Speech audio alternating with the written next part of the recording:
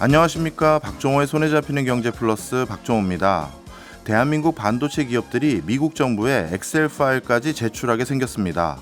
오늘 아침 송경제에서도 전해드린 소식입니다만 미국 정부로부터 반도체 보조금을 받으려면 현금 흐름과 생산량, 판매 가격은 물론 반도체 수율까지 하나하나 엑셀로 정리해서 내야 하는 상황입니다.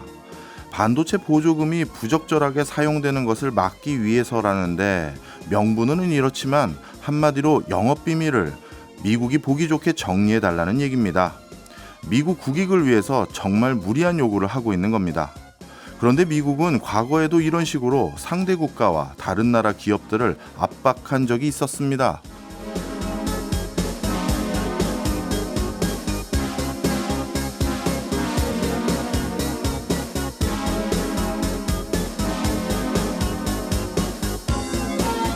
8, 90년대 세계 시장을 석권했던 일본 반도체 산업이 몰락하게 된 결정적인 이유도 결국은 미국의 견제 때문이었습니다. 일본은 한때 세계 반도체 매출 탑10 업체 중 7개를 차지했었습니다. 하지만 미국이 1985년 플라자 합의를 통해 엔화를 인위적으로 평가 절상시켜 반도체 가격 경쟁력을 떨어뜨렸고 정부 간 협정으로 일본 반도체에 관세 100%를 추가로 부과했었습니다. 뿐만 아니라 일본 반도체 기업의 생산원가 공개를 요구하기도 했습니다. 당시 일본 반도체 회사들은 우리나라가 반도체를 만들겠다고 했었을 때 한국이 무슨 반도체냐고 비웃을 정도로 자부심이 강했던 회사들입니다. 하지만 지금은 어떻게 됐을까요? 우리는 일본의 선례를 결코 잊어선 안 될 것입니다. 3월 29일 수요일 박정호의 손에 잡히는 경제 플러스 광고 듣고 시작합니다. 사건, 인물, 그리고 지리 속에 숨은 경제 이야기로 경제를 이야기로 푸는 지리는 경제사 시간입니다. 오늘은 유튜브 두 선생의 역사 공장에서는 역사 덕후, 또 파이낸셜 뉴스에서는 경제 덕후로 활동하고 있는 한영준 기자와 함께합니다. 어서 오세요. 네, 반갑습니다. 두 선생 겸 한영준 기자입니다.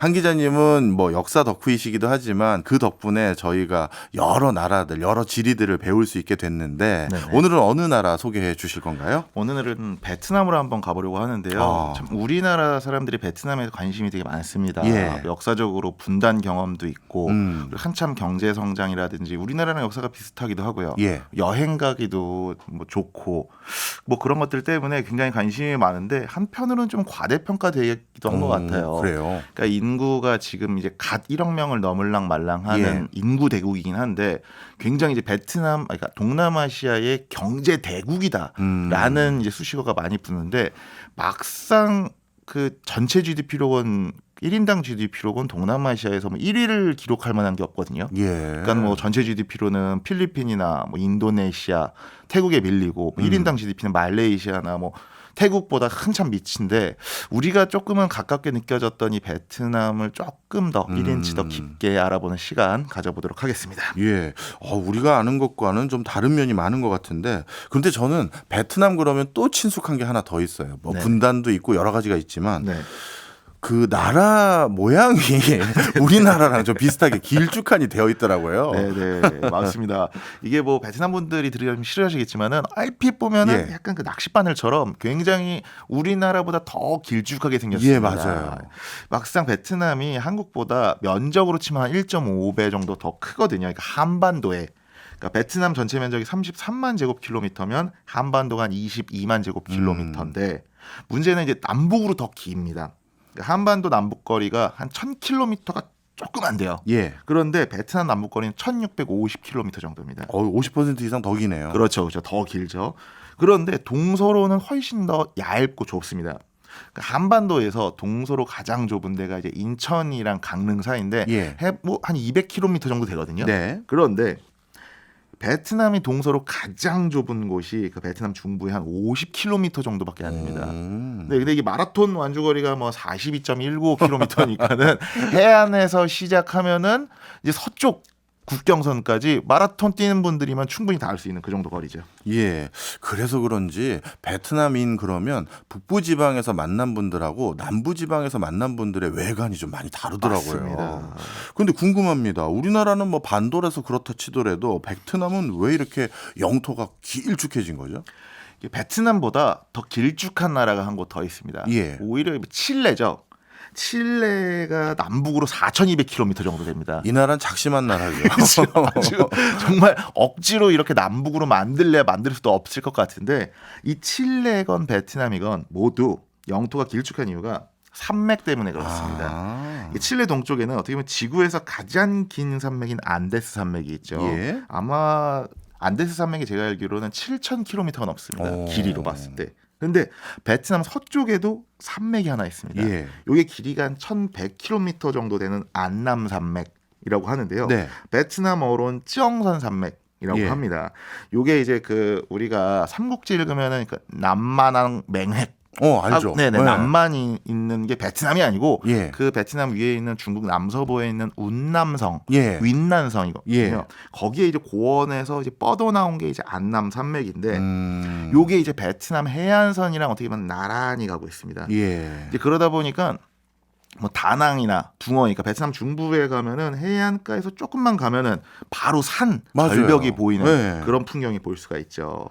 그런데 이 안남 산맥이 우리나라 태백산맥처럼 동쪽은 굉장히 가파른데 서쪽은 굉장히 완만한 사면을 가지고 있어요. 그래서 베트남이 이제 베트남 북부 하노이를 중심으로 성장을 했는데 막상 이게 뭐 다른 데로 영토를 확장하고 싶어도 안남산맥이 절벽처럼 막고 있으니까 네. 주로 이렇게 남쪽 해안선을 따라서 길쭉하게 된 거죠. 예. 뭐 북쪽으로 가고 싶은데 북쪽에는 이제 그 중국이 네, 자리를 큰 잡고 나라가 하나 있다는 있죠. 큰 나라가 자리 네. 잡다 보니까 쉽지가 않고 예. 그래서 꾸준하게 남쪽으로 진출하다 보니까 이렇게 길쭉해졌습니다. 네. 그래서 그런지 좀 전에 제가 말씀드린 것처럼 네. 좀 생김새도 다르고 뭐 위하고 아래가 좀 많이 다른 것 같아요. 맞습니다. 저도 이제 베트남 여행을 가봤고 보통 베트남 여행 가본 분들이 많이 이제 아실 겁니다. 이게 그 요새는 이제 다낭, 뭐 나뜨랑 같은 휴양 도시, 중부 휴양 도시를 많이 가시긴 하는데 옛날에는 이제 베트남 북부에 있는 하노이, 네. 남부에 있는 호치민. 이제 호치민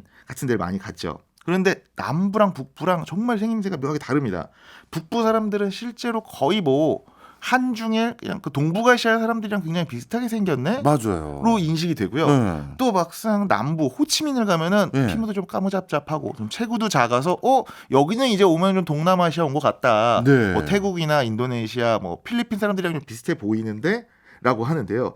요게 애초부터 조상들의 인종이 다릅니다. 그러니까 베트남 북부인들은 우리가 흔히 말해서 그러니까 몽골로이드라고 불리는 그러니까 예. 그 동북아시아 주류 인종인데 반해서 네. 베트남 남부 사람은요. 네. 우리가 조상들이 참파인, 뭐 참족, 참인들을 조상하고 있는데 네. 이 사람들이 원래 거기 살았던 사람들이 아니라 말레이시아, 인도네시아에 살던 말레이계 사람들입니다. 그 사람들이 넘어오다 보니까 같은 나라 사람인데도 인종적으로 확연히 좀 구분되는 그런 모습이 보이는 거죠.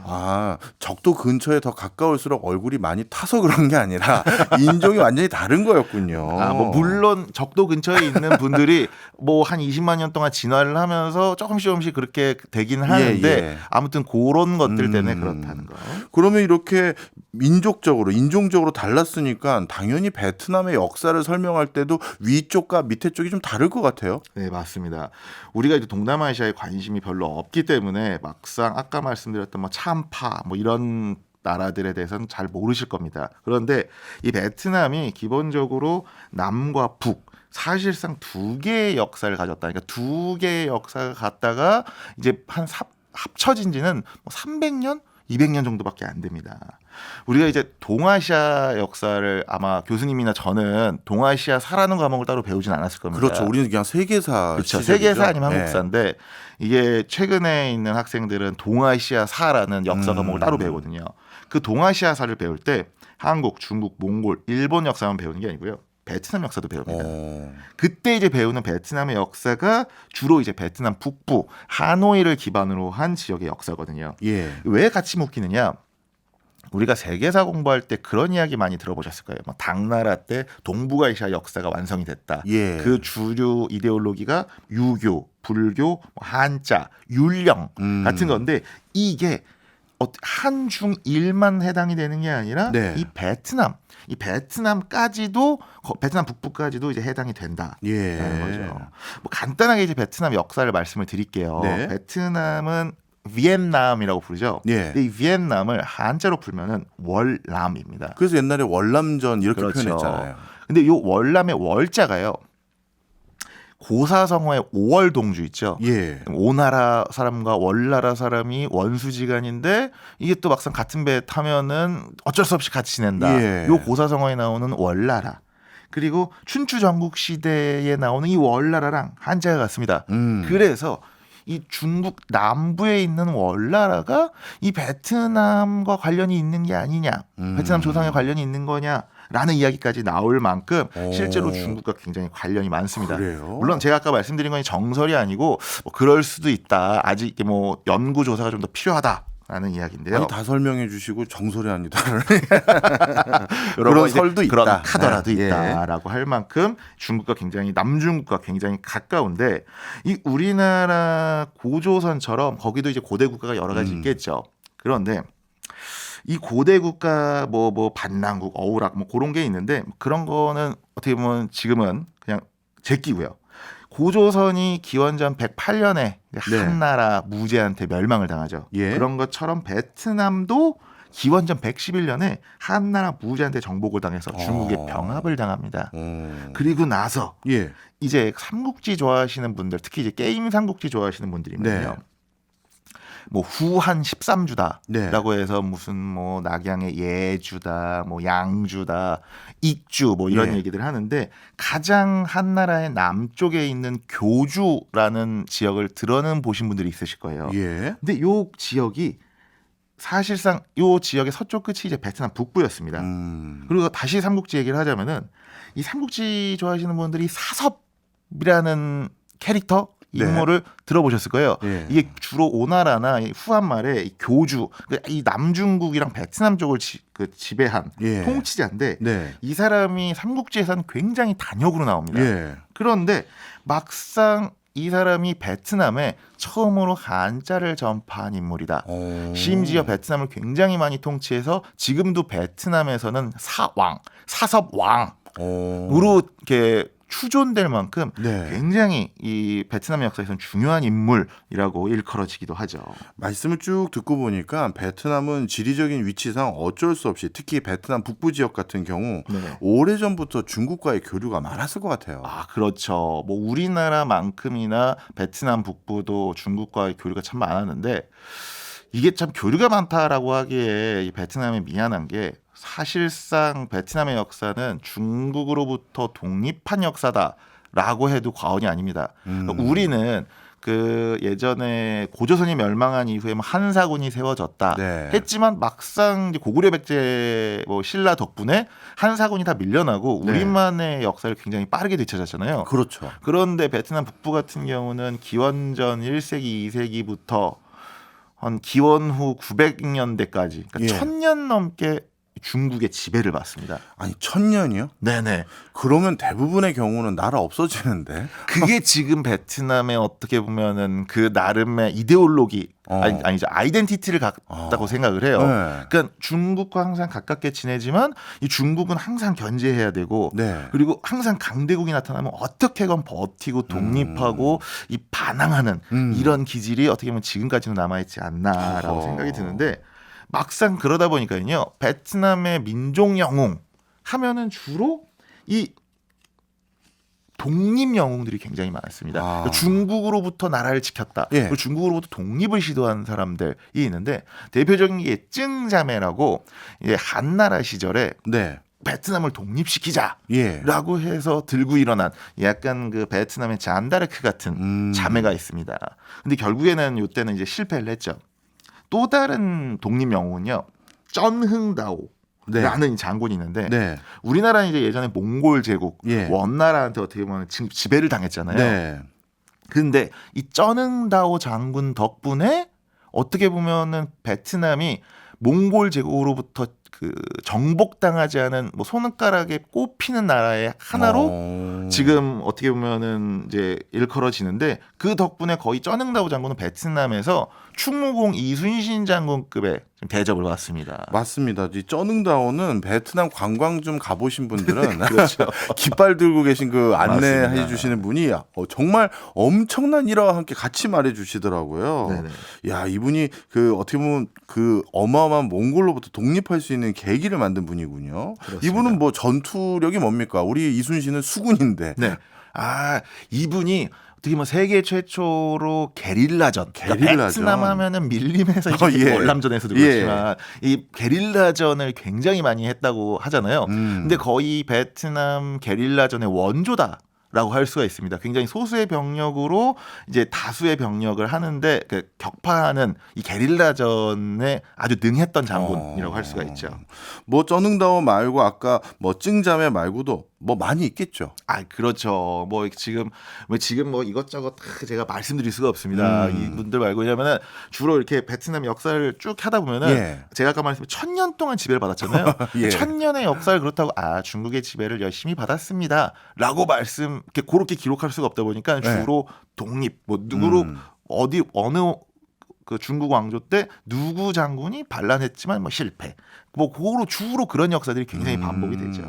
그럼 북쪽 지방의 역사는 어떻게 보면 중국으로부터 독립하기 위한 처절한 어떤 노력들의 역사라고 볼 수 있는데 네. 남부도 궁금합니다. 네, 남부는 제가 아까도 말씀드렸지만은 참파라는 나라가 있었던 참족. 참인의 나라 참파가 있었습니다.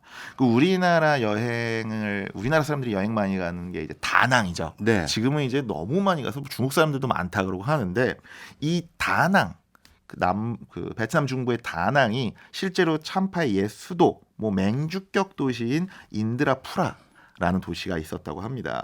그러니까 참파를 그러니까 뭐 우리로 생각하면은 약간 참파와 베트남이 뭐 고구려 백제 신라 아니면은 뭐랄까요 이렇게 통일 신라와 발해 느낌이 아닐까라고 생각이 들 수가 있는데 네.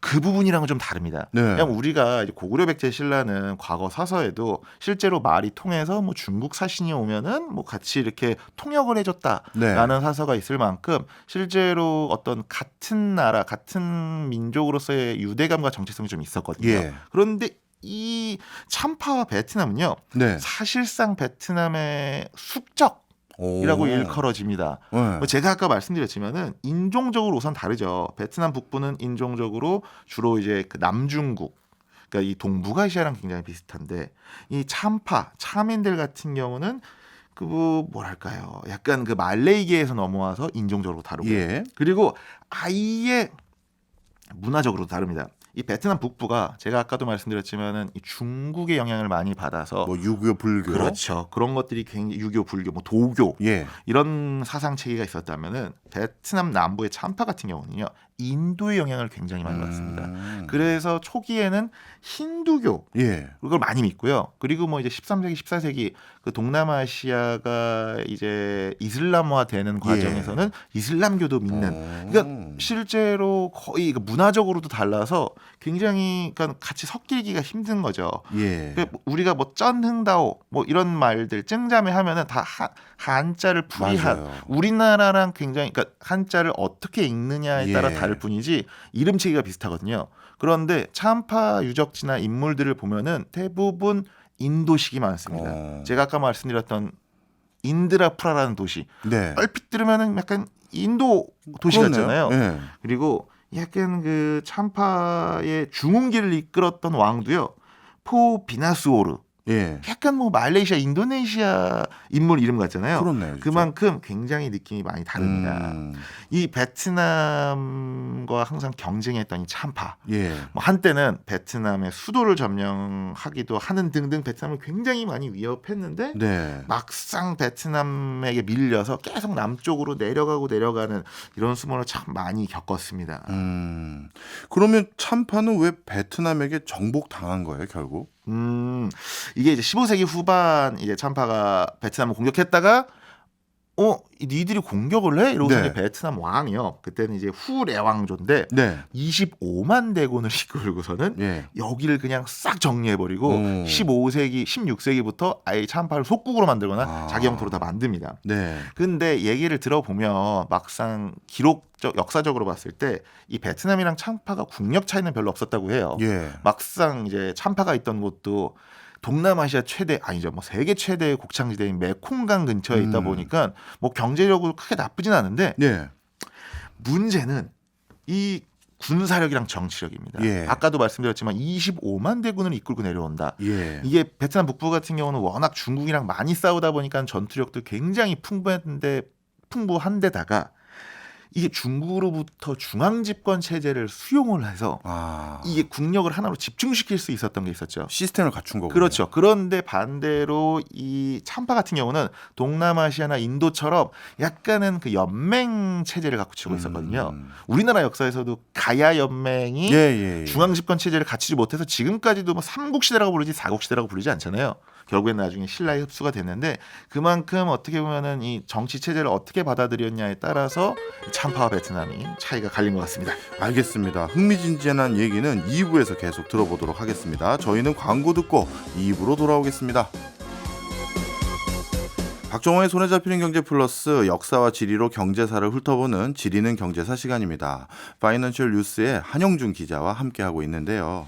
아까 말씀 들어보니까요. 베트남이 남부와 북부가 이렇게 역사적인 발전상이 달랐다는 얘기 속에서 네네. 이런 생각이 드네요. 우리 학교 다닐 때 지리 수업 때 베트남은 불교, 뭐 예를 들어서 미얀마도 불교, 인도네시아는 뭐 이슬람 뭐 이렇게 애웠던 걸로 기억하는데 네네. 그렇게 한 나라가 하나의 종교 이렇게 말하면 안 될 것 같은데요? 네, 맞습니다. 물론 이제 베트남 같은 경우는 네. 이제 16세기 이후에 통일이 사실상 되고 나서 예. 실제로 유교 불교 중심의 나라가 되긴 했죠. 왜냐면 참파인들이 거의 없어지고 이제 동화가 돼서 이제는 그 베트남 주류 민족이 90% 이상이 돼서 사실상 이제 베트남은 다른 동남아시아랑은 좀 다르게 이제 민족적으로건 종교적으로 조금 이렇게 좀 통일된 부분이 없지 않아 있습니다. 그런데 막상 다른 동남아시아들을 보면은요, 이게 뭐 다 그 종교다라고 말하는데 또 굉장히 분위기가 달라요. 특히 이제 인도네시아 같은 경우는 이게 약간은 각각의 주들의 연방 국가처럼 예. 설정이 돼 있다 보니까 인도네시아는 이슬람교라고 하지만 어느 지역에 가느냐에 따라서 예. 뭐 예를 들어서 서부 끝에 있는 아체주 같은 경우는요. 예. 실제로 뭐 거의 이란, 사우디처럼 굉장히 종교적으로 예. 억압을 심하게 하는 부분이 있습니다. 그런데 또 막상 다른 지역에 가면 굉장히 세속적이기도 하거든요. 예. 그리고 뭐 다른 동남아시아 국가들도 대부분 불교나 이슬람교를 믿지만 또 지역적으로 소수민족들도 많고 그런 것들이 많아서 그냥 대충 여기는 이 종교겠거니 하고 갔다가는 약간 또 당황하실 수도 있다라는 말씀 드리겠습니다. 그렇겠네요. 아세안 진출 요즘 많이 도모하실 텐데 꼭 참고하시길 바라고요. 다시 돌아와서 그래서 베트남 남북의 대립 때문에 참파가 결국 멸망 가까이 가서 없어진 건가요? 네, 사실상 이제 참파는 16세기부터 와해가 되고 우리가 1832년 베트남이 공식적으로 이 참파를 합병한 이후에 예. 이제 지금부터는 그냥 1832년부터는 그냥 인종적으로건 뭐 문화적으로건 이제 베트남인들이 중심이 돼서 동화가 많이 됐습니다. 그런데 문제는요. 이 남과 북의 이질적인 역사가 예. 이후에도 계속됩니다. 근데 지금까지는 이제 베트남 안에 있었던 사람들 때문에 그런 건데 네. 이 19세기 중반부터는 외세 때문에 이 남북이 분단되고 이러기도 하거든요. 이게 가장 먼저는요 프랑스입니다. 우리가 이제 프랑스가 이제 베트남과 라오스, 캄보디아를 식민 지배했다라고 보통 이야기를 하는데 이게 이제 1858년에 우리나라도 요 무렵에 그 이제 병인 양요를 겪잖아요. 예. 병인 박해 예. 때문에 이제 병인 양요가 일어났다라고 많이 그 한국사 시간에 배우는데 이때 똑같습니다. 1858년에 선교사 살해 사건을 구실로 해서 이 인도 차이나 반도를 침공을 해서 베트남 남부를 먼저 직할 식민지로 삼습니다. 예. 근데 그 말을 다르게 하면은요. 예. 이때부터 또 다시 그러니까 베트남 남부는 조금 더 프랑스의 식민 지배를 먼저 받았고 예. 경제적으로 먼저 개방이 됐다라고 아. 이해를 하시면 돼요. 예, 그러다 예. 보니까 이게 우리가 옛날은 사이공이라고 불렸더니 호치민, 예. 이 호치민도 어떻게 보면은 지금까지도 베트남에서 경제적으로 가장 부유한 도시로 이제 그렇죠. 속하잖아요. 이때부터 이런 남북의 이질적인 역사가 다시 시작이 됐다는 거. 이제 그렇게 베트남이 북부는 겨우 살아남아서 청나라한테 요청을 하는데 결국에는 청나라랑 프랑스랑 싸워서 청나라가 또 지죠. 예. 그러고 나서 결국에는 이제 19세기 후반 들어서는 아예 그러니까 베트남 전체가 이제 프랑스의 보호국으로 전락하게 됐고 결국엔 나중에는 19세기 말에는 베트남, 캄보디아, 라오스가 그냥 프랑스령 인도 차이나로 예. 이제 하나의 식민지로 성립이 된 거죠. 예. 이렇게 해서 베트남이 어떻게 보면 다시 프랑스라는 한 울타리 안에 네. 다시 들어가게 됐으면 네네. 그 뒤에는 뭐 만약에 이제 프랑스 식민지에서 벗어나서 독립하게 되면 네네. 한 나라로 덜컥 잘 독립할 것 같은데 네네. 분단했잖아요. 그렇죠. 그러니까 정말 그러니까 우리나라는 사실상 또 그 예. 남북이 지금 분단돼서 그렇지 고려 조선 때 이후로는 1000년 넘게 같이 이제 계속 역사를 했잖아요. 예. 근데 이게 참 베트남은 외세에 의해서 계속 남북이 이제 분단이 됐죠. 예. 이제 2차 세계 대전이 끝나고 사실상 이제 베트남도 독립의 기회를 맞이해서 지금도 이제 베트남의 국부로 불리는 호치민이 1945년에 이제 베트남 민주공화국을 선포합니다. 우리는 예. 독립했다. 그런데 일본군이 요 당시에 이제 베트남에도 진주를 해 있으니까 야 너희가 일본군을 무장해제 시킬 수는 없잖아라고 하면서 북쪽에는 중국 국민당군이 들어오고요. 네. 남쪽에는 영국군이 들어옵니다. 아하. 그리고 나중에 영국군이 이제 프랑스 옛날 이제 베트남을 통치했던 프랑스군이랑 바톤 터치를 해요. 다시 장악한 거군요. 그렇죠. 그렇게 해서 남북이 이제 분열이 됩니다. 그렇게 이제 1946년부터 54년까지 이제 어떻게 보면 남과 북이 이제 갈릴랑 말랑 하다가 이제 안 되겠다. 프랑스로부터 우린 독립해야겠다 예. 싶어서 이제 북베트남을 중심으로 한 호치민의 북베트남 군이 네. 프랑스군이랑 독립 전쟁을 해요.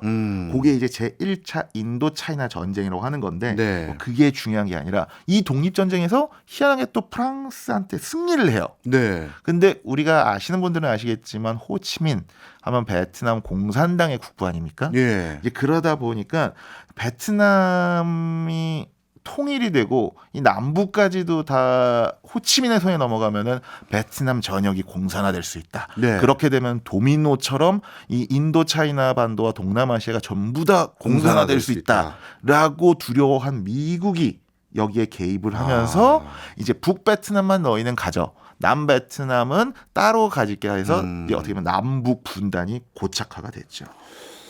말씀을 듣고 보니까 두 가지가 떠오릅니다. 네. 일단 우리나라랑 비슷하게 분단이 됐네요. 그렇죠. 예, 위쪽은 너희가 점령하고 밑에는 우리가 할게 이런 거가 맥락이었고 그리고 또 한 가지 놀라운 게 아까 베트남이 과대평가돼 있다고 하셨는데 네네. 세상에 중국을 1000년 동안 싸워서 무찌르더니 이제는 프랑스라는 강국도 무찌른 거잖아요. 그렇죠. 야, 만만치 않은데요. 그러니까 저력 자체는 굉장히 있습니다. 예. 그러니까 우리가 제국의 무덤이라는 별명을 가진 나라들이 몇 군데 있거든요. 예를 들면은 아프가니스탄이 예. 이제 몇몇 제국들, 그러니까 뭐 지금 근대로만 따져도 뭐 영국과 전쟁했는데 이겼고요. 대박이네요. 그렇죠. 그리고 러시아 예전 구소련이랑 전쟁했는데 이겼고 지금도 결국에는 사실상 미국이 아프가니스탄 전쟁에서 빠져나온 거죠. 그냥 패배를 인정하고 나온 거랑 다름이 없잖아요. 예. 그것과 비슷하게요. 이 베트남 같은 경우도 아까 말씀드렸듯이 몽골 제국을 격퇴했죠. 그렇네요. 그리고 뭐 청나라와의 어떻게 보면은 전쟁에서도 독립을 쟁취했고 예. 꾸준하게 이 제국들을 물리친 저력이 있는 나라긴 하죠. 이야, 대단합니다. 네네. 자, 그런데 이렇게 긴 세월 동안 여러 가지 이유들로 남과 북이 다른 영향권 아래 있었다라고 한다면 네. 지금은 이제 베트남의 하나의 국가가 됐긴 했지만 네네. 지금도 왠지 남과 북의 지역 감정이라고 해야 될지 뭐 이런 거 좀 있을 것 같아요. 묘하게 그 흔적은 남아 있습니다. 그러니까 1975년에 베트남 전쟁이 마무리되고 사실상 이제 통일이 됐죠. 예. 그리고 이제 베트남 같은 경우는 다른 나라와 다른 공산권 국가랑 비슷하게 일당 독재 시스템이잖아요. 예. 그러니까 이제 다른 의견을 제시하는 게 쉽지가 않습니다. 그렇긴 하지만 이 베트남 정치권을 가만히 들여다보면은 이 안에 나름의 정파, 계파가 있고요. 예. 그리고 오랫동안 다른 역사를 지녀온 그 남과 북의 그 이질적인 역사와 스타일이 실제로 그 지역 감정이라고 할 수는 없고 이 정파적인 부분에서 아직도 남아있다라고 할 수가 있는데요. 예. 이제 제가 지금부터 말씀드리는 게 예. 어떻게 보면은 딱딱 맞아 떨어지는 않습니다. 예를 들자면은 우리나라도 뭐 민주당은 뭐 호남 일색이다. 예. 뭐 반대쪽은 국민의힘은 뭐, 뭐 예. 경상도 출신 뭐가 많다라는 도시 딱 맞아 떨어지는 않지만은 그렇죠. 예. 다른 나라 사람들이 우리나라 정치를 볼 때 이제 그렇게 도식화해서 보잖아요. 네. 그 비슷하게 이제 베트남 공산당 내의 계파와 정파 얘기를 한번 해볼게요. 예. 베트남 지도층 내부에는요 개혁 개방파와 예. 보수파, 체제 유지파로 나뉘어 있습니다. 체제 유지파, 보수파 같은 경우는요 지역 기반이 주로 베트남 북부입니다. 아. 그러니까 베트남 북부 출신들이 많아요. 예. 그래서 뭐 하노이 태생들이 굉장히 많고요. 예. 그리고 애초부터 약간 그 공산 혁명을 주도하다 보니까 예. 공산당 출신들이 많습니다. 음. 그래서 원래도 이 공산권 국가들은 정부보다 공산당이 더 우위에 있잖아요. 아. 그러다 보니까 공산당을 굉장히 더 중시하고 거기 출신들이 많죠. 자연스럽게 이들은 친중 색깔이겠네요. 그렇죠. 외교적으로는 굉장히 친중 색채가 강한 편이고요.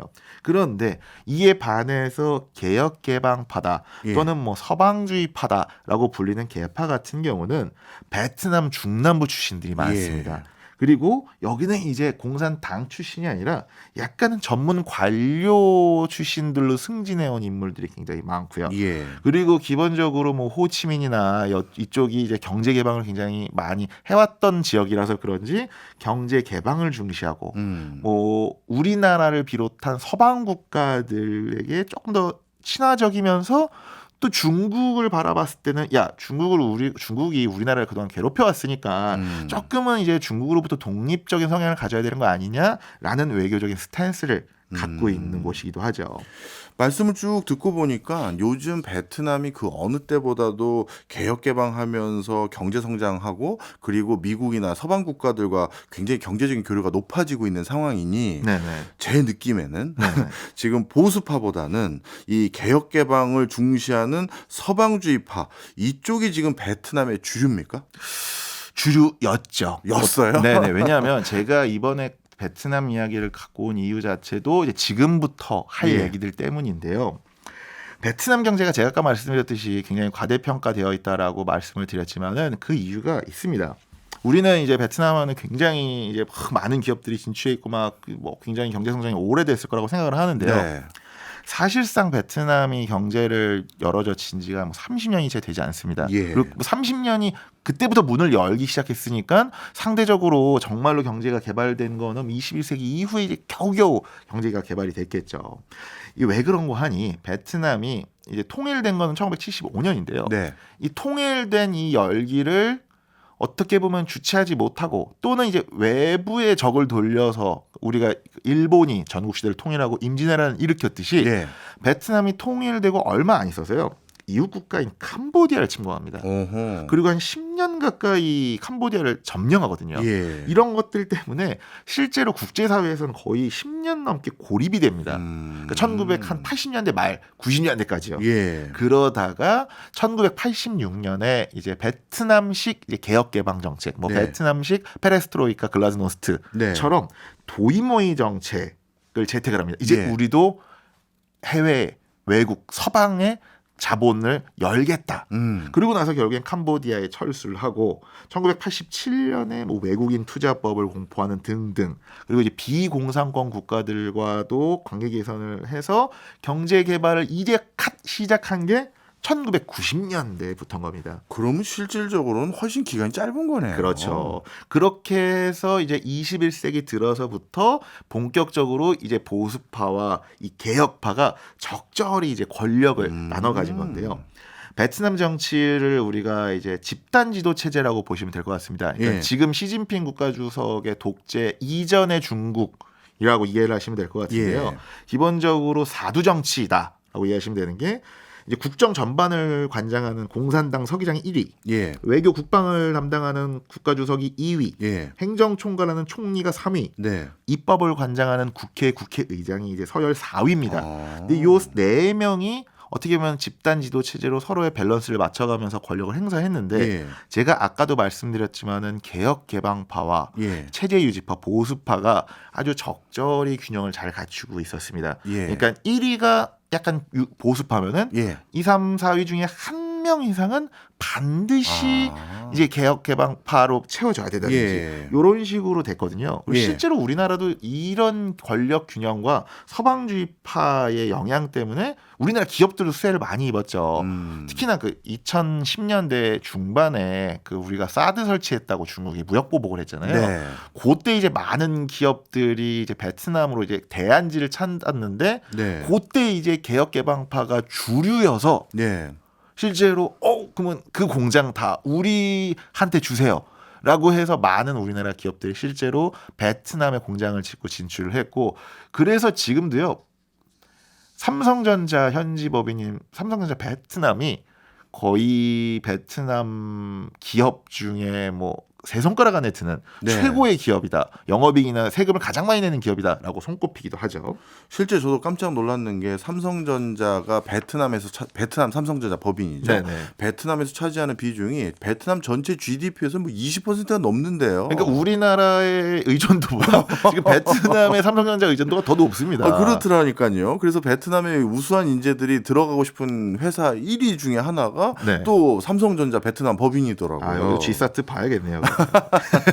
자, 그러면 베트남 요즘 최근 상황은 네. 다시 이렇게 서방파를 중심으로 기존에 했던 노선이 계속되고 있는 건지 아니면 다시 베트남이 어떻게 보면 균형을 잡는다 차원에서 중국화로 돌아가고 있는지 이것도 궁금합니다. 국제사회에서는 그러니까 왜냐하면 우리나라가 이제 베트남에 그렇게 크게 관심이 없고 그냥 놀러 가기만 하니까 네. 신문 언론에 이렇게 많이 나오지는 않는데요. 최근에는 진짜로 베트남의 권력 균형에 아예 금이 가고 있다라는 시그널이 굉장히 많이 나옵니다. 그 이달이죠. 그러니까 3월 초에 새로운 국가 주석, 그러니까 서열 2위가 임명됐는데요. 예. 이 2위가 임명됨과 동시에 거의 이제 베트남 통일 이후 이례적으로 베트남 권력 서열 1, 2, 3, 4위 모두가 보수파, 체제 유지파가 차지하게 됐습니다. 친중 성향이 있는 사람들이네요. 맞습니다. 현재 베트남 권력 서열 1위인 응우엔 푸쫑 공산당 서기장 같은 경우가 베트남 통일 이후 처음으로 3년임에 예. 성공한 서기장입니다. 제가 이 3년임 이런 거 강조하는 이유는 지금 듣는 키워드를 가만히 듣다 보면은 한 다른 나라의 인물이 떠오르실 겁니다. 그렇죠. 네네. 이 3년임에 성공한 이 서기장인데 이 응우엔 푸쫑 공산당 서기장이 취임할 2011년 무렵에는요. 오히려 권력 서열 자기를 제외한 2, 3, 4위가 전부 다 개혁 개방파였습니다. 네. 그런데 12년이 지난 현재는 권력 서열 1, 2, 3, 4위가 전부 다 보수파로 바뀌었습니다. 그러니까 권력 균형이 있던 나라가 권력 균형이 깨지고 있다. 네. 그리고 쫑 서기장이요. 두 번째 임기가 시작되어 2015년 16년 무렵에 부정부패 척결을 전면에 내세웁니다. 이것도 비슷한데요. 그렇죠. 그러니까 베트남이 미리 정답을 얘기할 뻔했네요. 그러니까 베트남이 경제 개발을 하다 보니까 너무 비리가 심해졌다. 예. 그러니까는 아주 우리는 부정부패를 척결해서 깨끗한 베트남을 만들겠다라고 이제 푸쫑 서기관이 얘기를 한 건데 그 과정 속에서요. 개혁개방파, 서방주의파를 대표했던 응우엔 수언 푹 전 국가주석이 예. 지난 1월 임기를 다 채우지도 못하고 자진 사퇴합니다. 이게 거의 통일 이후에 이렇게 국가주석이 임기 다 못 채우고 사퇴한 게 처음이라고 해요. 네. 네네. 그만큼 굉장히 이 서방파를 강조했던 이 응우엔 푸쫑 국가주석이 자진 사퇴했는데 실제로 뇌물 스캔들에 엮여서 정치적으로 숙청된 것이 아니냐. 권력 서열 2위가 정치적으로 숙청됐다. 예. 그 후임으로 온 게 지금 권력 서열 1위 쫑 서기장의 최측근으로 알려진 보반트형입니다. 이 보반트형도 부정부패 척결에 전면에 나서 내세웠던 그런 인물인데 자, 그럼 여기서부터 말씀드릴게요. 3년임에 성공했다.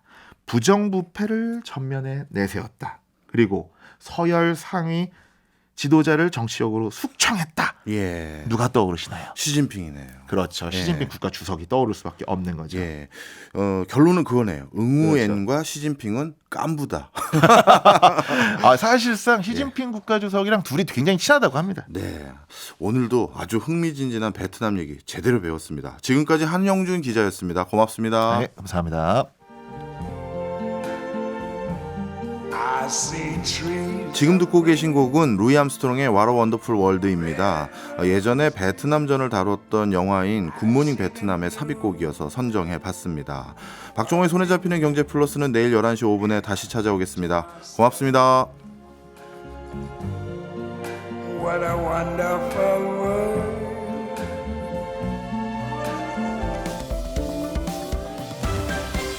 경제 생활의 플러스가 되는 아주 경제적인 시간. 박정우의 손에 잡히는 경제 플러스.